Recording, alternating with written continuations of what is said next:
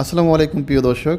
রান্নাঘরের কোনায় জমে থাকা মশলা, ধোঁয়া আর স্মৃতির ঘ্রাণ, এই সব কিছু মিলেই তো আমাদের জীবনের এক অনন্য অধ্যায়। আজ আমি আপনাদের নিয়ে যেতে চাই এমন এক রন্ধনযাত্রায়, যেখানে মায়ের হাতের ছোঁয়া, দাদির আদরের স্বাদ আর নিজের ভালোবাসার ছাপ সব একসাথে মিশে আছে। আজ আমরা রান্না করব গরুর মাংস।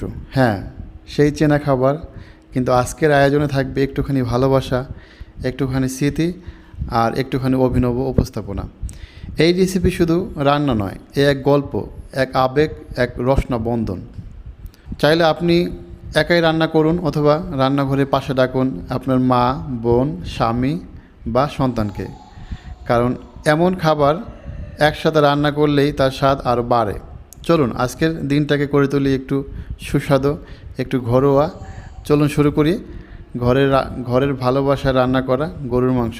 ধাপে ধাপে আপনাদের সঙ্গে শেয়ার করব উপকরণ, প্রস্তুতি আর কিছু ছোট্ট টিপস, যা আপনার রান্নাকে করে তুলবে আরও সহজ আর হৃদয় ছোঁয়া।